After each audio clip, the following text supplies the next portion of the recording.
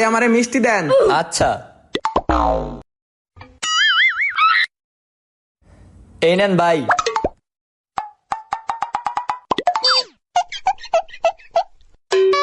ভাই আরো দেন, তাড়াতাড়ি করেন ভাই।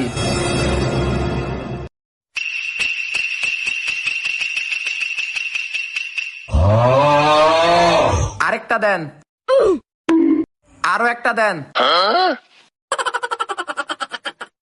ভাই কয় টাকা হয়েছে? ভাই আপনার মোট 290 টাকা হয়েছে।